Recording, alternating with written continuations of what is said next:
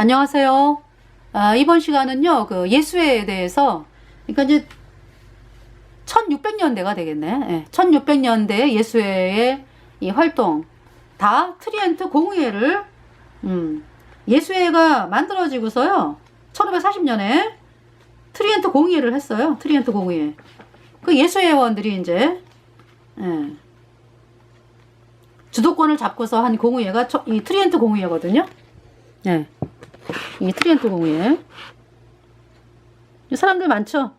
다 지금 이 사람들이 어디 있어요? 다 영원한 불못에 가서 영원히 불에 타고 있어. 가장 뜨거운 불못에서. 너무 끔찍하죠? 자, 읽어드리겠어요. 다시.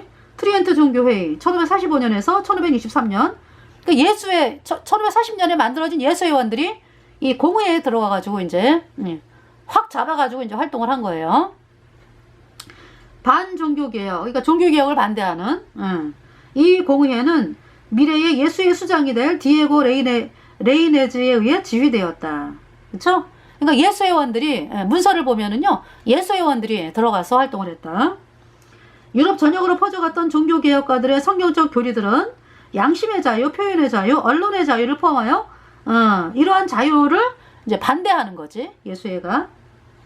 다가올 세기의 트렌트 공의회는 결국 모든 국가의 외교 정책이 될 것이었고, 누구를 통해서? 얘네들은 음녀이기 때문에 항상 정치 지도자들, 카톨릭 정치 지도자들, 카톨릭에 무릎 꿇은 정치 지도자들에게 이제 들어가서 이제 그 나라를 이렇게 이제 예수의 활동을 하게 하는 거죠. 그래서 이 다가올 세기의 트렌트 공의회는 결국 모든 국가의 외교 정책이 될 것이었고, 황제들은 예수의 지배를 받게 될 것이었다.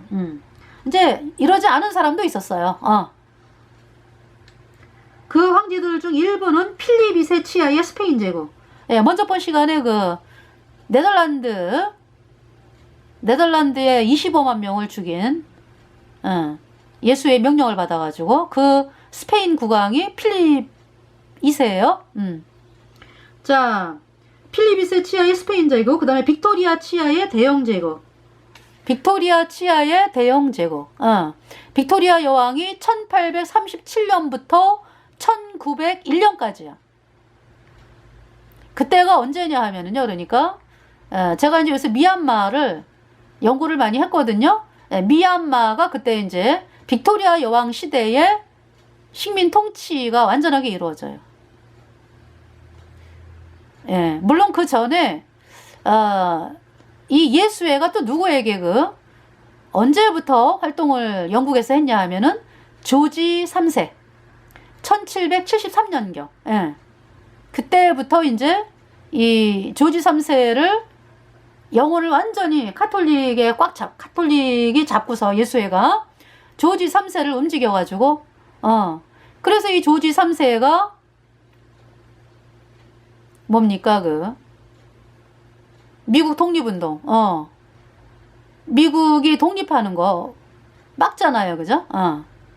막고. 이때 당시, 그러면은 예수회를 추방한 프랑스 왕은 로이 16세. 그러니까 로이 16세의 할아버지. 로이 15세가 예수회를 프랑스에서 추방을 했대. 그래서 루이 15세의 손주인 루이 16세가 맡아가지고, 그러니까 이제 할아버지에게 많은 영향을 받았을 거 아니에요. 그래가지고 예수회가 나쁘다라는 걸 알고 있었기 때문에, 이 루이 16세가 그 정치를 하면서 예수님 믿는 신앙을 허락을 합니다. 그것이 프랑스 혁명 2년 전이에요. 그리고 루이 16세의 부인은 누구냐? 오스트리아, 마리아 테레지아? 여자 여왕이죠. 그죠? 그 사람이 예수회를 추방을 했어요. 그 사람의 딸이 루이 16세의 부인인 마리 앙뚜아네트. 그래서 이 예수회가 프랑스 혁명을 일으켜가지고 복수하는 거지. 그래서 이 루이 16세가 그래서 이 예수님 믿는 사람들을 호의적으로 대했기 때문에 미국의 독립전쟁을 도와주는 거예요. 프랑스가. 예, 미국의 독립전쟁을 도와주는 훌륭한 일을 했다고. 이 루이 16세, 예, 예수님 믿는 신앙을 허락을 하고. 그대로 프랑스가 갔으면은요, 정말 프랑스는 복받은 나라로 변하는 거야. 근데 예수애가 앙심을 품고서 프랑스 혁명을 일으켜가지고 뭡니까? 루이 16세하고 또 누구예요? 마리 앙뚜아네트를 단두대에서 죽이게 하죠. 물론 프랑스 혁명을 일으킨 이끌고 나간 로비스피에르? 예수회원이에요. 예수회원. 예수에 의해서 수년간 공부를 한 예수회원입니다. 자코뱅당. 예. 그래서 결국 프랑스 혁명이 끝나고 보니까 어때요? 도로 예. 어떤 자유민주주의가 되어 있는 게 아니라 도로 독재체제 왕정이 되어 있어요. 프랑스 혁명. 어마어마한 사람들이 죽임을 당했는데. 예. 자, 그래서 여기 지금 이 빅토리아 치아의 대영 제국. 예. 그리고 나폴레옹 3세 치아의 프랑스 제국. 나폴레옹 3세, 루이 18세. 네. 이런 사람들, 루이 18세. 그리고 이제 테오도르 루즈벨트 치하의 미국 제국, 스탈린 치하의 러시아 제국, 그리고 히틀러 치하의 독일 제3제국. 이런 사람들이 이제 있는 나라는 예수애가 완전히 이 사람들을 지구 흔드는 거야. 예. 그래서 이 예수애가 원하는 정책을 피게 되는 거죠. 여러분들이 그 사실을 이제 알고서, 자, 그러면은 이번에는 이제 1600년대, 하여튼 일본 있죠. 일본에 예수애가 들어가가지고, 이제 1549년도에 들어갔는데, 예, 프란시스 사비에르의 도착과 함께 일본을 점령한 1549년에, 예수애는 다이묘라고 불리는 수많은 일본의 영주들을 개종을 시켰습니다. 예수회원들은 그들을 선동해서 수백 개의 불법 사원들을 부수고 그 수도승들을 살육을 했습니다. 그런데 이제 어떤 일이 벌어졌냐? 예수님을 믿는 해군 선장이 이제 도쿠가와 이에야스에게 이제 오게 됩니다. 그러면서 이 윌리엄 아담스라고 하는 사람인데, 이 사람이 이제 서인도에서 인종들을 박멸한 예수애, 스페인에서의 종교 재판을 포함한 예수애의 피해 역사를 알게 되었어요. 윌리엄 아담스를 통해서, 도쿠가와 이에야스가.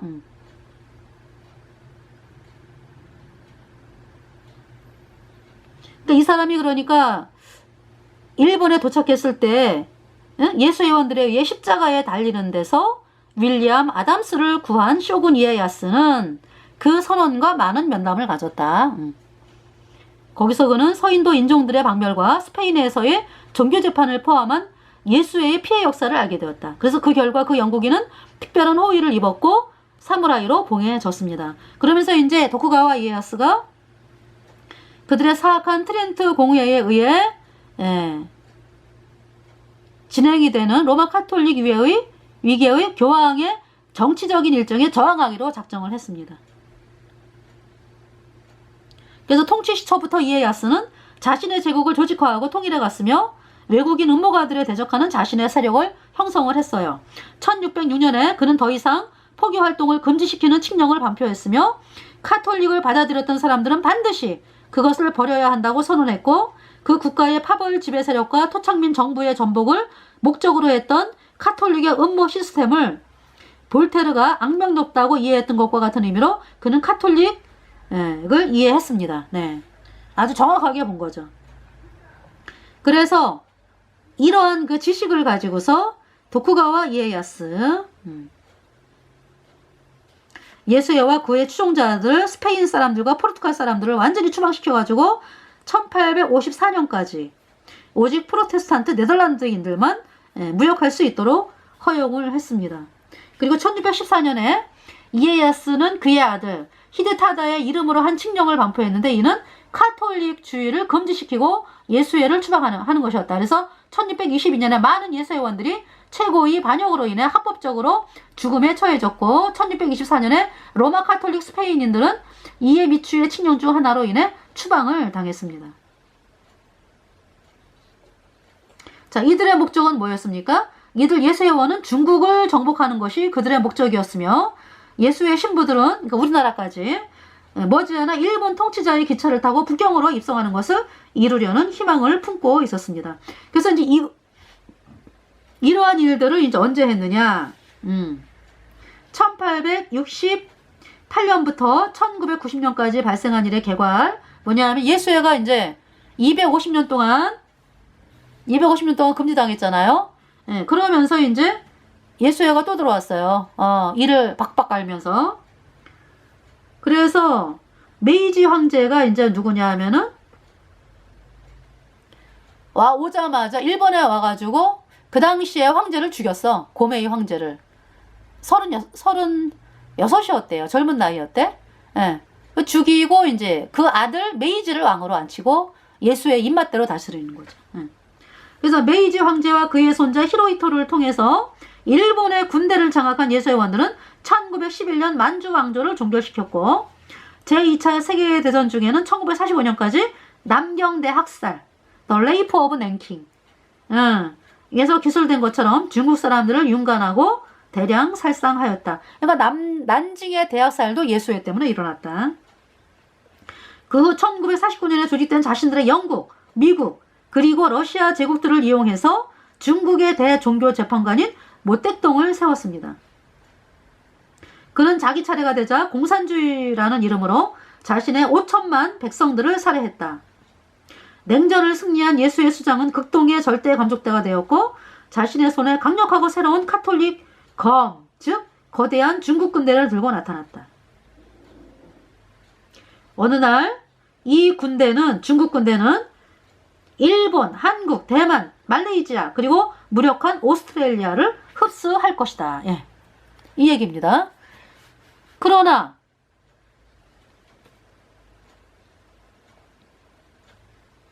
예수의 군대는 그냥 물러가는 법은 없다 이런 얘기죠. 싸워본다 이런 얘기죠. 예. 그러나 예수의 군대는 싸우지 않고는 절대 그 권력의 일부도 양도하지 않는다. 1637년에 반란을 일으켰어요. 이 반란을 일으킨 사람이 이제 얼굴 마담이지만은 16살에 아주 나이 어린 남자였어요. 그 애가 떵떵거리면서 이제 반란을 일으킨 두목이 됐는데 이 아이가 죽으면서 그렇게 죽었대. 나는 100년 후에 다시 태어난다 이러고 죽었대. 나는 100년 후에 다시 부활한다 이러고. 그 예수의 사상이 얼마나 무섭습니까? 아니 자기 지옥 가는 것도 모르고 뭔 부활을 하긴. 그 얘기는 뭡니까? 그러니까 예수애가 다시 들어오겠다 이 얘기를 이제 그 조그만 애는 모르고 자기가 부활하는 걸로 이제 그렇잖아요. 자, 1637년에 반란을 군대를 일으키고 반란을 선동해가지고요. 3만의 로마 카톨릭 일본인 군대는 종교전을 선언하고 황제에 대항하여 공개적인 반란을 일으켰습니다. 어디? 시마바라 연안. 시마바라 연안 여러분 아세요? 시마바라 연안. 그 저기 일본의 남부예요, 남부. 일본의 이 일본이 이렇게 쭉 누워 있잖아, 그지?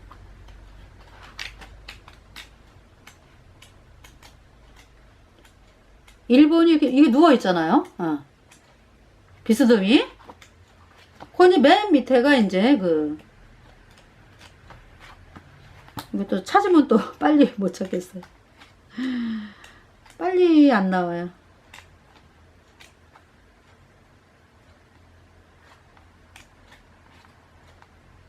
일본.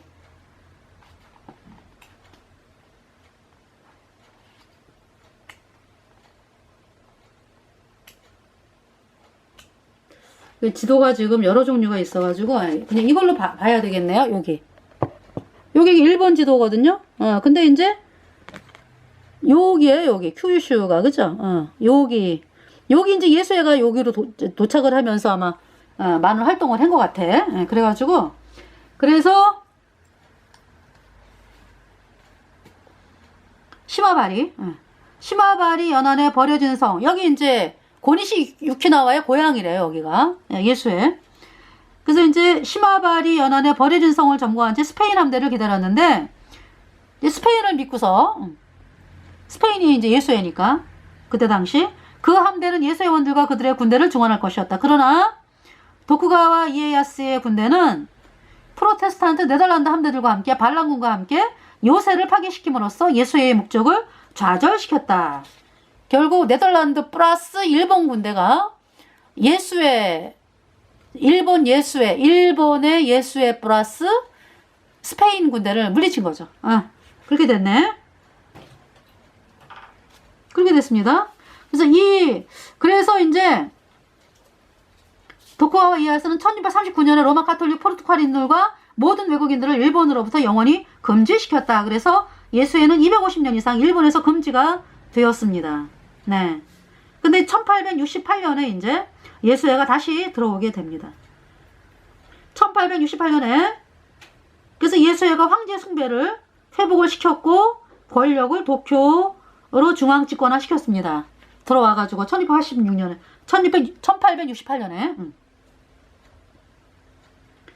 36세 젊은 나이에 고메이 황제를 암살했고요.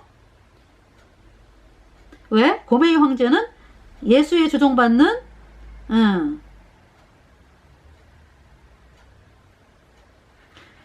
사람들에게 일본의 문호를 개방하는 것을 전면적으로 거부했기 때문이다. 네, 이렇게 얘기를 합니다.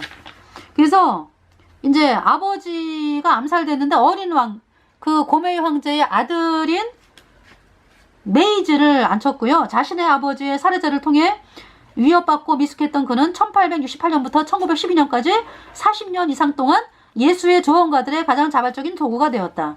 근데 우리나라가 이때 뭐 별일이 많잖아, 그죠? 별일이 많잖아, 그죠? 다 이것이 예수회에 의한 것이었다. 일본을 통해서. 1873년에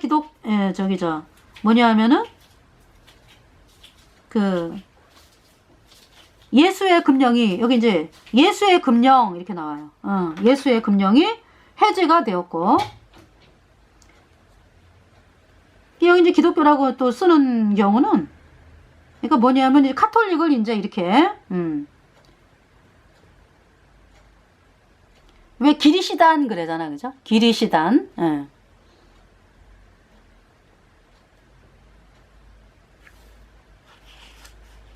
그래서 카톨릭 금령입니다. 그러니까 예수님 믿는 신앙이 이제 이때 들어오게 되는 거죠. 그러니까 이때. 모든 게 다 해제가 되기 때문에.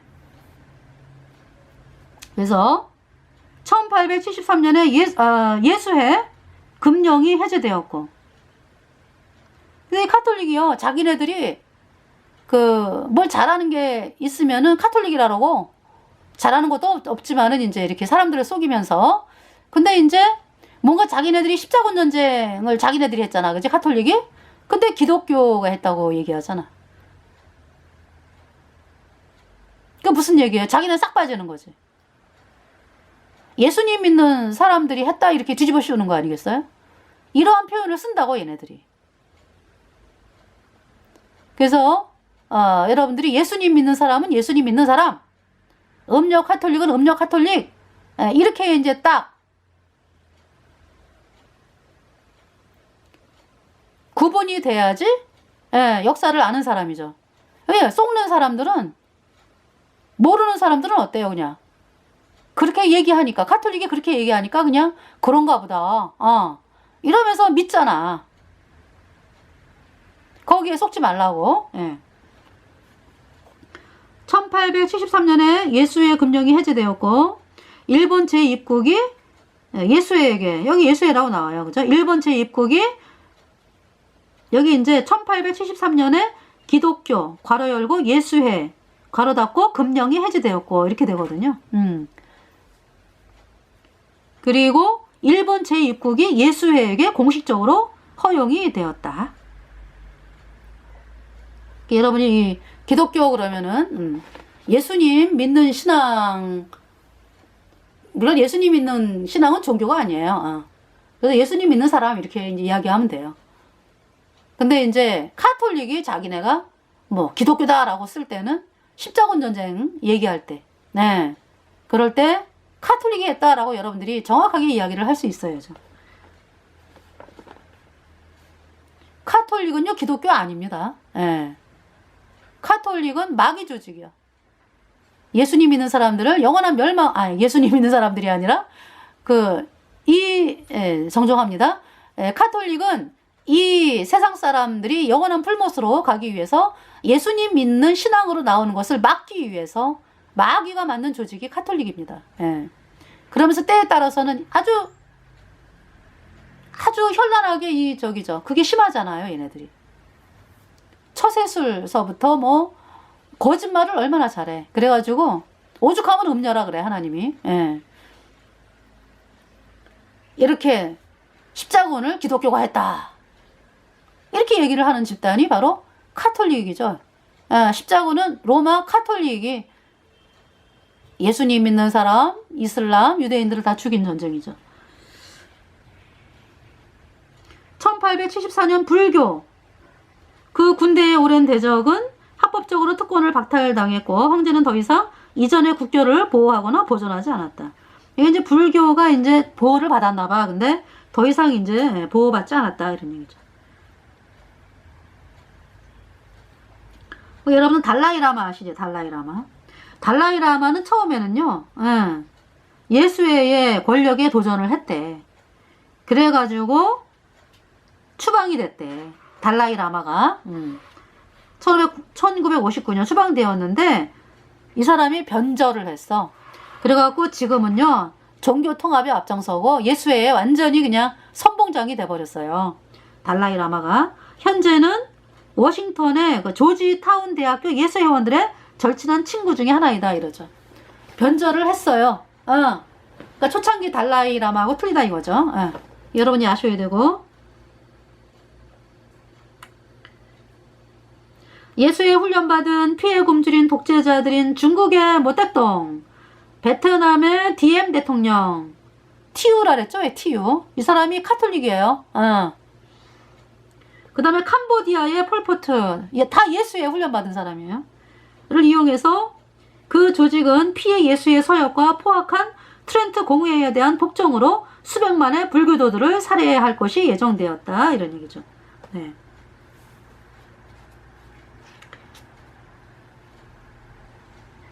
이 메이지 황제, 절대 권력이 자리 잡에, 이 후손들이 절대적으로 권력이, 그러니까 예수회가 자리를 잡았다, 이런 얘기죠. 절대 권력이 자리 잡아감에 따라 조직은 1945년까지 카톨릭의 일본인 검을 사용할 것이었다. 그러니까 카톨릭이 이제 이 일본의 꼭두각시 황제들을 사용해서 침략 전쟁을 벌이는 거예요.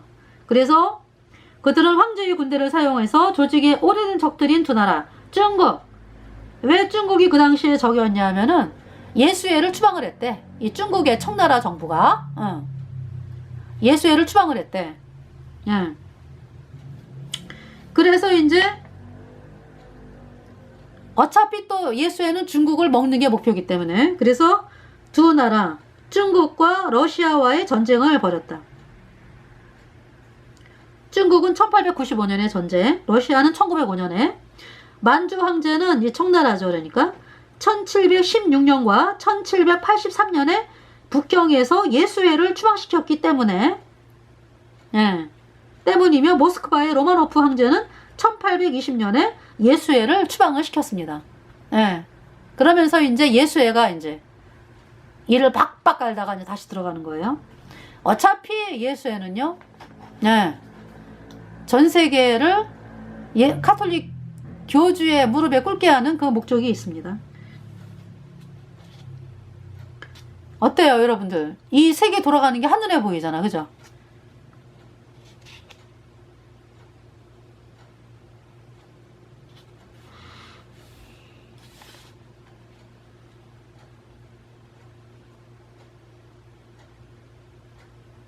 우리나라의 그 36년의 일제치하, 예수에서 탄압받은 사람들이 예수님 믿는 사람들이에요. 중점적으로. 그 일본의 그 식민지가 누구로 인해 됐냐 하면은 예수에 의해서 되어졌다. 그 예수의 목적이 뭡니까? 그 나라를 식민지화 시키면서 예수님 믿는 사람을 멸절하는 거잖아. 그래가지고 예수님 믿는 사람들을 멸절을 시켰습니다. 예수회가.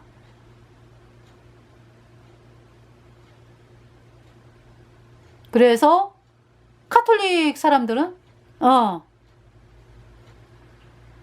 그쵸? 카톨릭 사람들은 아무 상관이 없어요. 카톨릭에 충성하니까. 그 예수님 믿는 사람들이 그렇게.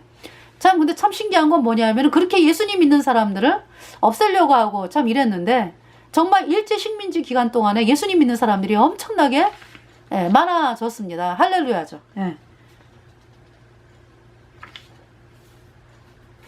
자, 여기 지금 1622년에 일본에서 예수의 배역자들에 대한, 그러니까 예수의 배역자들이라는 얘기는 뭐냐면은, 그러니까 1622년에 예수회를 죽이는 거야, 그러니까. 일본에서 예수회를 처형을 합니다. 네. 그 장면이 여기 나오고 있어요. 네.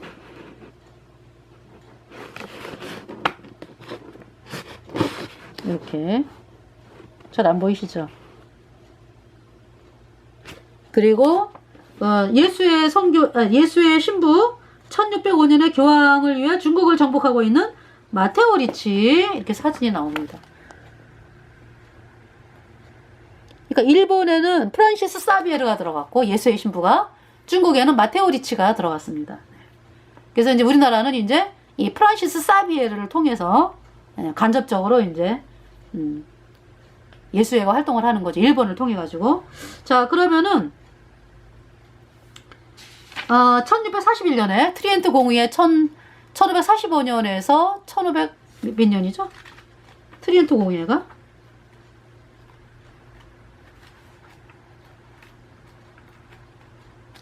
예수회가 1540년에 만들어졌고 트리엔트 공의회가 1545년에서 1563년 이 기간 동안에 이제 결정된 거가 뭐냐면 예수에 믿는 세력을 멸절을 시키고 교황권을 중세시대로 이제 회귀시키자 이제 이거거든요. 그래서 거기에 되어진 파돌롬의 대학살, 바시의 대학살, 프랑스에서 1560년대 바시의 대학살로 200명이 죽고 예수님 믿는 사람들 예배당을 공격해서, 그리고 1572년에 10만 명 죽이고 예수님 믿는 위그노 사람들을, 그리고 뭐 앙리 3세 암살, 앙리 4세 암살. 앙리 4세가 낭트친령 1598년에 예수님 믿는 신앙을 허락했잖아요. 그죠? 그래서 이제 예수의 의원이 죽였어요. 그러면서 이제 예수님 믿는 사람들이 이제 자유가 온 거잖아. 그죠? 근데 이게 낭트친령 발표하고 12년 후에 죽임을 당하더라고. 앙리 4세가. 그러면서 이제 이게 자유가 되다가 1685년에 로이 14세를 통해 가지고 예수의 신부가 퐁텐블로 칙령에 도장을 찍게 하죠. 그래가지고 1685년에 이제 예수 믿는 것이 불법이 돼가지고 거의 150만 이상이 죽임을 당해요. 카톨릭 용병들에 의해서, 예수님 믿는 사람들이 카톨릭에 의해서. 그리고 수백만이 해외로 탈출을 하고, 예수 믿는 거는 완전히 불법이 되고, 그것이 나폴레옹이 이제 프랑스 혁명 일으키기 2년 전에, 나폴레옹이 일으킨 게 아니지. 저기 그 프랑스 혁명 일으키기 2년 전에 루이 16세가 예수님 믿는 신앙을 허락을 하죠. 그러면서 이제 1789년인가요? 저기 프랑스 혁명이 일어나잖아요. 그죠? 그렇게 됐습니다. 자, 예수의 이제 이 아일랜드 대학살이 있어요. 아일랜드 대학살. 그리고 이제 언제입니까? 네덜란드, 스페인의 그 카톨릭 예수회에 조종받는 스페인의 군주 카톨릭 필립 2세에 의해서 카톨릭 교주의 명령을 받고 예수의 명령을 받고 네덜란드에 예수님 믿는 사람 25만 명을 죽입니다. 네. 그런 일이 있어요. 그리고 이제 그래서 이제 오렌지공 윌리엄이 이제 독립운동을 해가지고 네덜란드 북부를 규합을 해서 독립을 하면서 이제 그러면서 이제 독립활동을 하고 독립이 됐어요. 그러니까 일부 이렇게 이제 네덜란드의 이제 그 주가 그러니까 7개인가 9개인가 그 주를 규합을 해가지고 저지대라래 저지대 거기를 여러분 이제 학교 다닐 때 배웠잖아. 이 뭐 뚝이 땅보다 그러니까 바다가 땅보다 낮아가지고 아니지 바다가 땅보다 높아가지고 왜 뚝이 있는데 뭐 뚝에 뭐 이렇게 이런 구멍이 난 거를 뭐 학생 어린 아이가 이렇게 손가락으로 이렇게 뭐 막고 있었다 뭐 이런 그 내용의 공부를 저희들 했었거든요. 그 저지대가 이제 네덜란드죠. 그러니까 그 이쪽 남쪽으로는 이제 같은 나라였는데 베를린은 베를린도 그때 당시 같은 나라였잖아. 네덜란드하고 베를린하고 벨기에 근데 벨기에는 카톨릭이에요. 네덜란드가 이제 이 북부가 이제 예수님을 받아들였어. 그래갖고 이제 이 오렌지공 윌리엄이 북부에 그 주를 갖다가 규합을 해서 독립운동을 했어요. 그래갖고 독립을 합니다. 그래서 결국 어때요? 지금 벨기에하고 네덜란드가 나눠져 있잖아. 그죠? 벨기에는 지금 카톨릭 국가고. 자, 그래서 이제 여기 이제 예수회가 1641년에 아일랜드 대학사를 일으켜요. 자, 예수회는 30년 전쟁과 네덜란드 공화국 하에서 자유를 향한 프로테스탄트의 요구를 진압하는데 여념이 없었던 반면에 한편으로 그들은 아일랜드에 예수님 믿는 사람들을 전멸시키려는 계획을 세웠다. 그래서 이제 그 중대한 안은 그 왕국 전역에서 동시에 총체적인 폭동을 일으키고 예외 없이 모든 예수님 믿는 사람들을 죽이는 것이었다. 이 공포의 대학사를 자행할 날짜로 예수의 창시자 이그나티우스 축제일인 1641년 10월 23일이 지정이 되었어요. 그래서 모든 사항을 다 준비를 했습니다. 그래서 이제 아일랜드인들은요, 그러니까 이 계획이 세워졌기 때문에 예수회가 철저하게 카톨릭 신자들을 움직여서 계획을 실천하게 했어요. 그러니까 여러분들 요즘 있잖아요. 요즘에 이런 일이 똑같이 일어나고 있죠. 카톨릭에 미사하러 간다 그러면서 젊은 아이들, 다는 아니겠지. 거기에서 이제 사람들을 교육을 시켜가지고 특별 교육을 시키고, 그쵸? 그러면서 이제 뭐 자기네들이 필요한 그 집회에 집어넣고 이러한 일들을 카톨릭이 하고 있어요. 그 젊은 아이들 통해 가지고. 그러니까 이제 신부하고 수녀들이 데리고 다니지, 걔네들을. 자, 그래서 제가 그 촛불 집회를 이제 아주 대도시에서 굉장히 사람들이 많이 참석을 했어요. 근데 참석한 사람들에게 이제 보면은 대화를 안 해, 걔네들이. 별로 이야기를 안 해. 그러니까 누가 많다는 거야, 거기에. 중국 아이들이 많이 왔다. 중국 아이들이. 이야기를 안 해, 이야기를. 물론 이제 대도시의 국민들도 참석을 하죠. 근데 보니까 이 신부들이 있잖아요. 그냥 온 게 아니야. 이 저기 깃대에다가 어디 성당 이래가지고 그 깃발에다가 어디 성당 막 휘날리면서 그래서 빨리 오라고. 이거 카톨릭 아이들 다 데리고 온 거 아니야, 그지? 그래가지고 일으킨 것이 촛불 집회예요. 그래서 이제 그곳에 가가지고 복음을 막 외쳤거든요. 복음을 외쳤는데 그 신부가 많이 쳐다보더라고, 나를. 뭔가 아는 사람이겠지. 뭔가를 아는 인간이겠지. 뭐 다 알고서 하는 거니까, 걔네들은. 다 알고서 하는 거지 뭐. 밑에 있는 카톨릭 신도만 몰라. 그 신부들은 다 알고서 하는 거 아니야.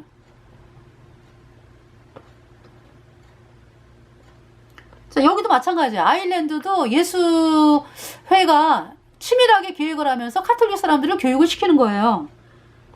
아일랜드인들은 예수회원들, 신부들 그리고 수사들에 의해 그 지옥 같은 작업을 수행하도록 강력하게 선동이 되었다. 음모 실행일이 합의되자 선동자들은 자신들의 청중들에게 그 거사에서 부지런할 것을 권고했는데 그들이 말한 바에 의하면 그 거사는 왕국의 번영과 카톨릭주의의 발전에 크게 이바지할 것이라고 했다. 그들은 모든 곳에서 평민들에게 프로테스탄트들은 이단자들이며 따라서 더 이상 자기들과 같이 사는 것이 허용되어선 안 된다고 선언했으며 나아가 영국인 한 명을 죽이는 것은 한 마리 개를 죽이는 것보다 더 큰 죄가 아니며 그들을 구조해주거나 보호해주는 것은 가장 용서할 수 없는 성질의 범죄라고 선언했다. 이렇게 해가지고 도움을 받을 수 있는 일말의 어떤 1%의 어떤 것도 남겨놓지 않도록 이렇게 완전히 예수님 믿는 사람들을 진멸시키는 그런 계획을 세웠다 이런 얘기죠. 박멸 작업이 시작이 되자 예수회원들은 전형대로 자신들의 피해 서약을 다시 한번 실천에 옮겼다. 그들은 항상 다른 사람들 또는 기관들을 이용하여 트렌트 공의회를 공고히 하는 자기들의 더러운 일을 수행한다는 것을 기억하라. 이 괴물들이 그러한 잔인함을 실천하면서 누린 즐거움을 상상하는 것 땐땐 그리고 그들이 내 영혼은 지옥에나 가라고 말하며 그들을 살육할 때 그들의 수중의 노인자들의 고통을 증대시키는 것은 불가능하다. 이 악한 자들 중 하나는 자신의 손을 피에 물들인 채 한 집으로 들어가서 그것이 영국인의 피이며 자신의 검이 그 프로테스탄트들의 하얀 피부를 칼자루 밑까지 푹 찔렀다고 자랑을 했습니다. 30명 이상의 예수님 믿는 남자들, 여자들 그리고 아이들이 티페라리 지역에서 카톨릭주의자들의 수중에 들어갔다. 카톨릭주의자들은 그들을 발가벗긴 후 돌, 자루도끼, 검 그리고 다른 도구들로 그들을 살해했다. 또 다른 이들은 풍차에 교수되었고 그들이 반쯤 죽기 전에 그 야만인들은 그들을 자신들의 검으로 조각내었다. 그들은 남자들, 여자들 그리고 어린이들 중 어떤 이들에게는 신체를 난도질해서 자신들의 피에 젖은 채 떨어진 자리에서 죽게 했습니다. 그 왕국 내 거의 모든 지역에 비참한 예수님 믿는 사람들에게 비슷한 잔악행위들이 가해졌어요. 후에 카톨릭주의자들의 악마적인 잔인성을 충족시키고자 희생된 사람들의 수를 헤아렸을 때 약 15만 명에 달했습니다. 자, 1641년에 무시무시한 대학살 이후 예수님 믿는 사람들과 카톨릭 교도들 사이에 영원한 전쟁이 계속되어 왔어요. 자, 제임스 1세의 아들이 찰스 1세가 있어요. 이 찰스 1세는 아버지를 반대해서 카톨릭에 붙어버려요. 영국에 국왕. 찰스는 생전에 자신의 세력을 이용해서 카톨릭주의자들 편을 도와줌으로써 이를 주장을 했다. 6년 동안의 찰스 1세와 프랑스의 루이 14세는 동일하게 예수회원을 고해 신부로 두었어요. 고해 신부가 똑같아 그러니까 누구냐? 예수회원 페레라 체이스가 고해 신부였습니다. 자, 카톨릭 교도들은 프로테스탄트들의 집을 불태웠고 한겨울에 그들을 빨가벗겨서 자신들 앞으로 돼지떼처럼 그들을 끌고 왔다. 만일 자신들의 나치 상태를 부끄러워하고 혹한의 계절에 매서운 추위로부터 피할 곳을 찾고자 바라던 이 불행하고 비참한 사람들이 헛간에서 쉬고 밀집 아래 몸을 숨겼다면 카톨릭 교도들은 즉시 거기다 불을 놓고 그들을 산채로 화형을 시켰습니다. 또 다른 때는 그들은 옷도 걸치지 않은 채 묶여서 강에 빠뜨려졌다. 그리고 만일 길에서 그들이 신속하게 움직이지 않는다면 창 끝으로 앞으로 나가도록 재촉이 되었다. 그들이 강이나 바다에 도착했을 때 그들은 몇백 명의 집단으로 물속에 거꾸로 빠뜨려졌다. 만일 이 가련한 사람들이 물의 표면으로 올라오면 사람들은 가장자리를 따라 세워지고 총의 개머리로 다시 그들을 던져놓거나 풀을 붙여서 그들을 죽였다. 남편들은 아내가 보는 앞에서 토막이 났고 아내와 처녀들은 그들의 가장 가까운 친척들이 보는 앞에서 성폭행 당했다. 그리고 7, 8살 된 아이들이 부모들 앞에서 교살되었다. 목매어 죽임 당한 거죠. 아니, 아일랜드인들은 심지어 자기 아이들에게 영국인의 자녀들을 빨가벗겨서 죽이고 돌에 그들의 머리를 내동쟁이 치라고 가르쳤다. 수많은 예수님 믿는 사람들은 한 구덩이에 7명씩 산채로 매장을 당했다. 한 아일랜드 신부는 40-50명의 예수님 믿는 사람들을 사로잡은 후에 살려주겠다고 약속하며 그들에게 그 예수님 믿는 신앙을 버릴 것을 설득을 했어요. 그래서 이제 그들이 너무 죽는 게 고통스러워가지고 카톨릭 신부가 원하는 대로 하잖아요. 그러면은 뭐라고 묻느냐? 교황이 교회의 머리 대심을 믿는가를 물어요. 그래서 그들이 긍정적으로 대답하면은 뭐라고 그러냐 하면은 자 이제는 아주 훌륭한 신앙을 가졌다. 그들이 이단으로 다시 돌아가지 않도록 목을 잘라라. 그래서 어쨌든 죽는 거야. 이렇게 죽던지 저렇게 죽던지. 그쵸?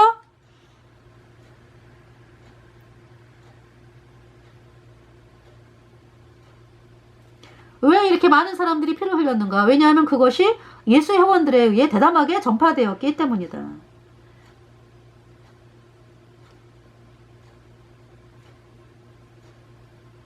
예수 회원 오마호니가 이렇게 말했대.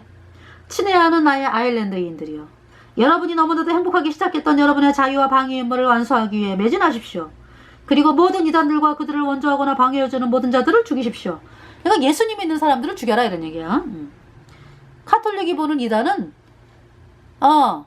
예수님 믿는 사람들이야. 그렇잖아요. 근데 이제 얘네들은 때에 따라서는 카톨릭도 죽여요. 자기네 목적이 안 맞는다라고 했을 때는. 그런 인간들이야. 여러분의 적들이 인정하는 바에 의하면 1641년부터 내가 이것을 기록하고 있는 1645년까지 5년 동안에 15만 명을 죽였습니다. 나 역시 그것을 부정하지 않습니다. 그리고 제 견해로는 여러분이 더 많이 그들을 죽였다고 나는 진실로 믿지만 여러분이 그들 모두를 없앴거나 여러분은 반드시 그렇게 해야 했습니다. 아일랜드에서 그들 모두를 쫓아냈으면 좋았을 것입니다. 그랬다면 우리의 이 땅에서 더 이상 그런 야만적이고 무식하고 무법한 세대들로 시달리지 않을 것입니다. 그러니까 카톨릭 예수회가 볼 때 예수님 믿는 사람들이 한 사람이라도 남아있으면 자기네들이 까짜라는 게 드러나잖아. 그죠? 이렇게 사람들을 선동해갖고 죽이게 하는 거예요. 그래서 1241년부터 1249년까지 8년 동안에 예수회원들은 아일랜드에서 이 살인을 계속했다. 그래서 참다가 영국에서 프로테스탄트의 신앙의 수호자 올리버 크로멜이 아일랜드에 상륙을 했습니다. 네. 그래서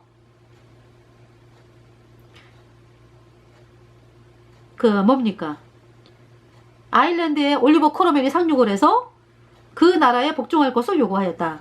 그걸 거절당했어. 그래갖고 크로멜이 예수의 카톨릭 드로게다를 본보기로 삼아 그 성벽을 뚫고 살아있는 거의 모든 것, 남자, 여자, 아이들을 파괴했습니다. 영국인과 아일랜드 프로테스탄트들을 죽이고 미워하는 그 아일랜드 카톨릭인들을 세뇌시킨 1641년에 아일랜드 대학살로 시작해서 이런 프로테스탄트들에 의한 프로테스탄트들이 죽임을 당했잖아. 15만 이상이. 그죠? 이러한 것이 예수회원들이 이렇게 예수님 믿는 사람들을 죽이고 카톨릭 교도들을 사용해서 예수님 믿는 사람들을 예수회가 죽이고 이러한 일을 하지 않았다면은요 결코 올리버 크로멜이 이렇게 아일랜드에 상륙해서 이러한 일을 하지 않았다 이런 얘기죠.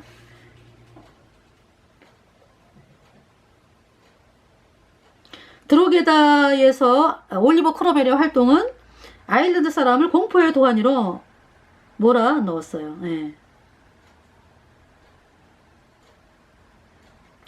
보수의 날이 다가왔다. 그리고 그들이 속수무책인 프로테스탄트인들에게 행했던 그 잔악행위들이 이제 자신의 머리로 다가오고 있었다.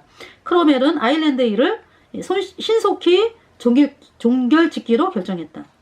그래서 왜 오늘날 북부 아일랜드의 아일랜드 예수님 믿는 사람들이 영국 군대의 보호에서 벗어나서 예수회의 그 SEIN, FEIN과 아일랜드 공화국 군대 IRA로 양도되는 것을 원하지 않는가? 왜 그래요? 이런 일이 있었기 때문에.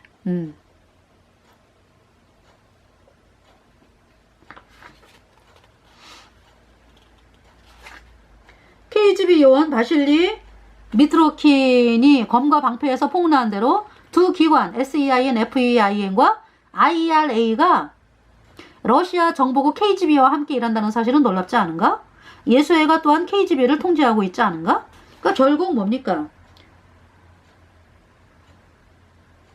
예수회의 SEIN, FEIN과 아일랜드 공화국 군대 IRA, 는 이제 아일랜드에, 그러니까 남부에, 그러니까 이제 아일랜드가 이렇게 있으면은 북부는 따로 이렇게 분리돼 있어요. 영국령으로 돼 있어. 근데 영국령인데 아일랜드 나라로 들어가는 거를 반대한다는 거죠. 이 북부, 요 아일랜드에 사는 예수님 믿는 사람들이 왜? 합쳐지면은 또다시 아일랜드 학살 같은 것이 있기 때문에. 그리고 이제 지금 예수회의 SEIN, FEIN과 아일랜드 공화국 군대 IRA가 예수회가 통제하고 있고, 이렇다는 얘기를 지금 하고 있잖아, 그죠? 그래서 아일랜드 대학살 사진이 있습니다. 이렇게. 너무 끔찍하지 않아요? 가슴을 그냥 산채로 도려내고 있고,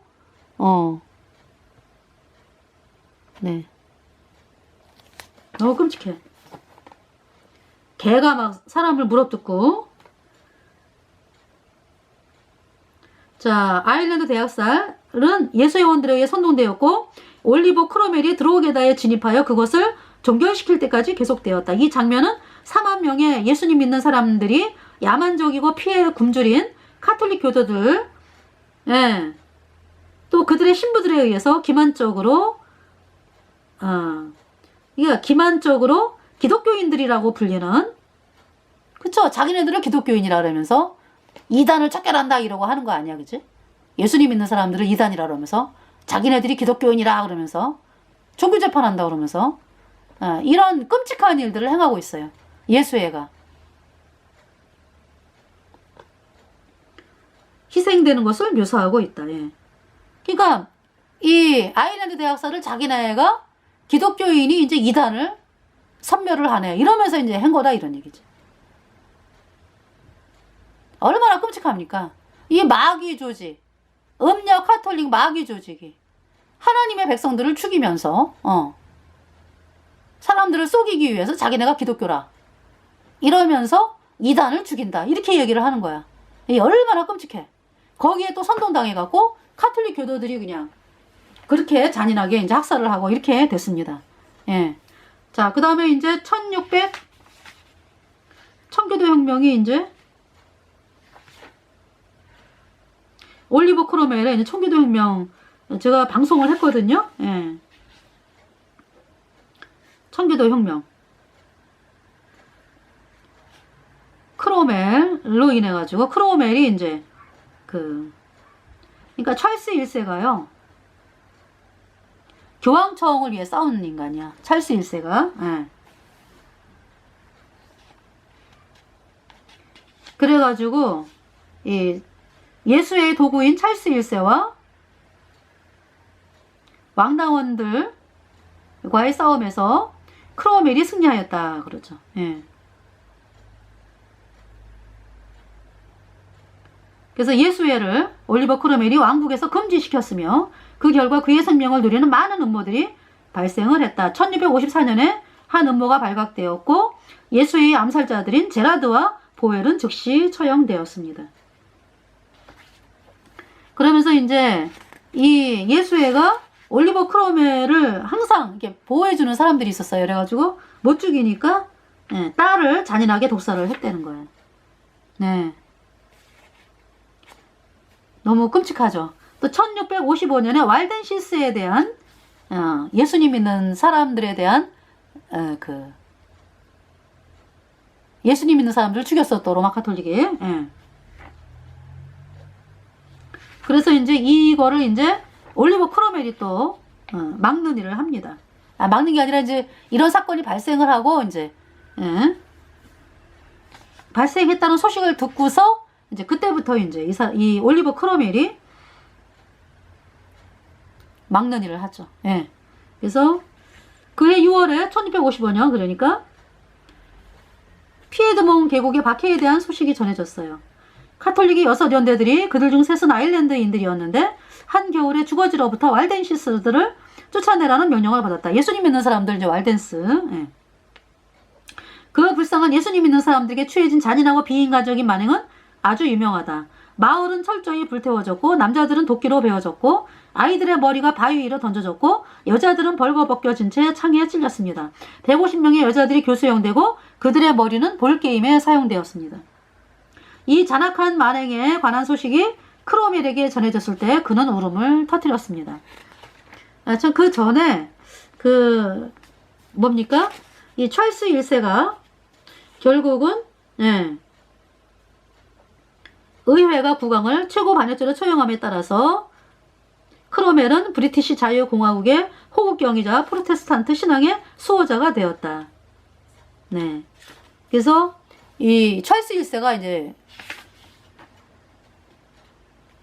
처형이 됩니다. 네. 그러면서 이제 그 올리버 크로멜이 또 이제 정치 지도자가 되죠. 여기.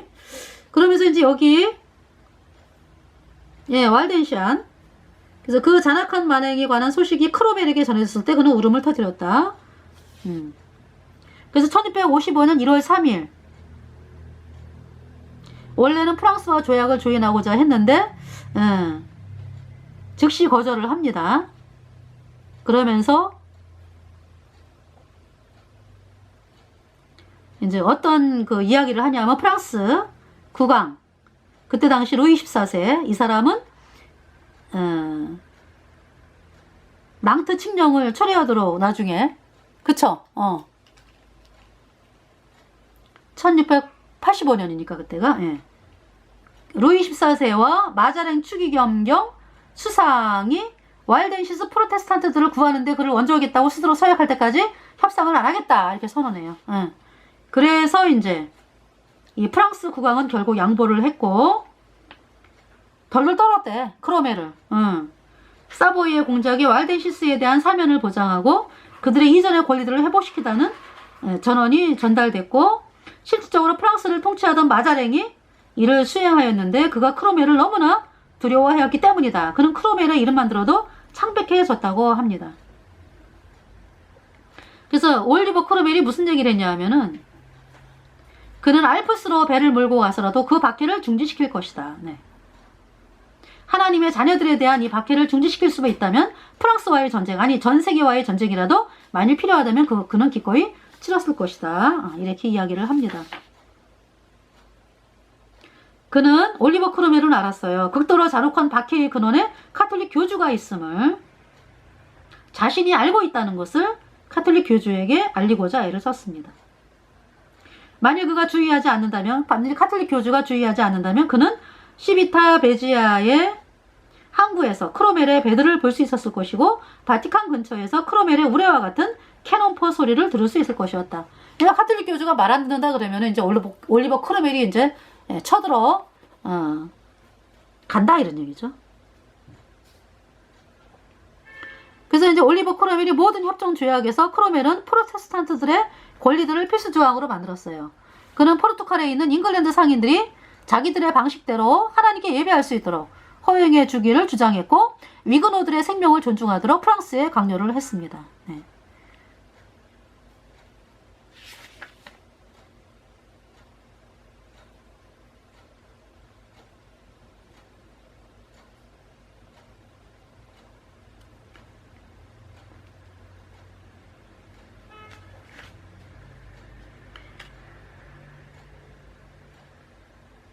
그리고 이제 스페인 종교 재판을 예수의 스페인 종교 재판에 대해서 이 올리버 크로멜이 참을 수 없었기 때문에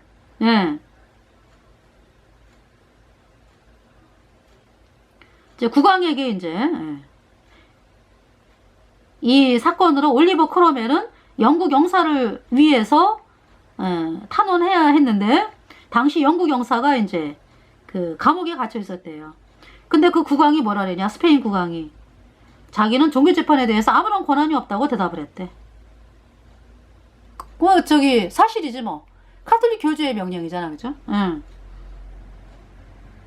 그래서 이제 올리버 크로멜이 그 국왕에게 만일 당신이 종교재판에 대한 아무런 권한도 없다면 내가 전쟁을 선포할 것이다. 크로멜은 종교재판에 대해 전쟁으로 위협을 했습니다.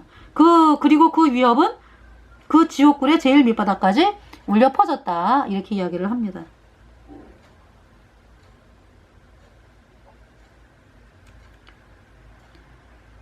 프로테스탄트 신앙의 수호자 크로멜의 등장은 우연의 일치가 아니었다. 그것은 엘리자벳 여왕의 기도에 대한 응답이었다.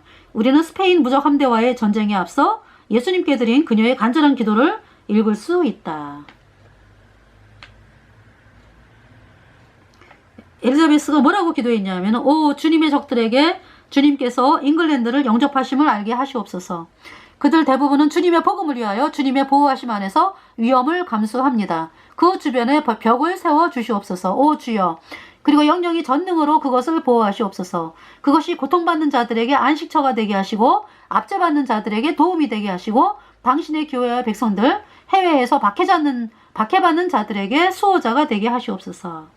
이렇게 이제 엘리자베스가 기도를 했습니다.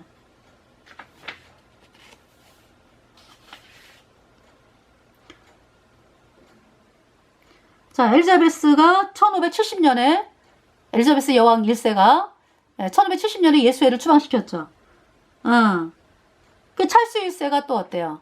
그리고 제임스 1세도 예수회를 추방시키고 그 다음에 제임스 1세의 아들인 찰스 1세는 다시 불러들였어요. 그래가지고 다시 이제 찰스 1세가 처형이 되고 올리버 크로멜이 이제 정권을 잡으면서 예수회원들을 추방했습니다. 그리고 남아있던 반역자들을 추적해서 잡아들였습니다.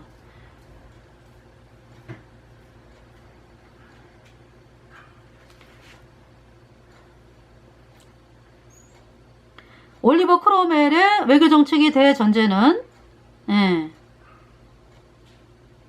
현재 1583년도 시민과 종교해방의 적인 교황청 그리고 예수회에 대항하는 방어동맹을 맺어서 대영제국을 중심으로 하여 프로테스탄트 국가들을 규합시키는 것이었다. 이것이 이제 외교정책의 대전제인데 현재 1903년도 아마 이렇게 해 있었나봐. 돼 있었나봐요. 다시 읽어드릴게요. 그의 외교정책의 올리버 크로멜의 외교정책에 대해 전제는 현재 괄호 열고 1903년 괄호 닫고도 시민과 종교의 해방의 적인 교황청 괄호 닫고 그리고 예수의 괄호 닫고에 대항하는 방어동맹을 맺어 대영제국을 중심으로 하여 프로테스탄트 국가들을 규합시키는 것이었습니다. 그래서 200년 후에 루터의 독일에 한 유사한 예수님 믿는 그 신앙을 가진 사람이 등장하였는데 제2차 독일 제국으로부터 예수회원을 축출시킨 바로 그 영웅 철회제사 오토 폰 비스마르크 입니다. 예수회는 찰스 1세를 절대 로마 카톨릭 전제군주로 만들려고 시도하던 중에 청교도 혁명이 발발하면서 예수회가 이제 쫓겨났잖아, 그지? 올리버 크로멜에 의해서. 그래서 이제 올리버 크로멜이 죽기를 기다렸어요. 죽기를. 그래서 올리버 크로멜이 언제 죽냐면은 1658년에 죽거든? 그래서 2년 후에, 1660년에 스튜어트 왕조를 복위시켰으며, 이 스튜어트 왕조가 이제 예수회, 누구냐 하면은 찰스 1세의 아들이 이제 예수회의 도움으로 이제 다시 왕위에 오르는 거예요. 찰스 2세. 그래서 얘네들이 프로테스탄트 스코틀랜드를 28년 동안 신음하게 만들었다. 명예혁명이 1688년에 일어나가지고 예수님 믿는 사람들이 또다시 정치 지도자가 되거든요. 그 전에 그러니까 28년은 그냥 또 예수에 또 이제 신음하게 되는 거죠. 그래서 찰스 2세가 완전히 그냥 빌 클린턴처럼, 빌 클린턴도 예수회니까 자신의 궁정을 아주 카톨릭 교주 충성으로 만드는 거죠. 그래서 예수회원들이 크로멜의 시신을 파헤쳐가지고 런던 거리로 끌고 다니고 그 머리를 자르고 웨스터민스터 수도원의 첨탑에 달았습니다. 자, 이 올리버 크로멜 1653년에서 1658년까지 이 프로테스탄트 신앙의 수호자로서 이제 이렇게 활동을 한 사람이에요.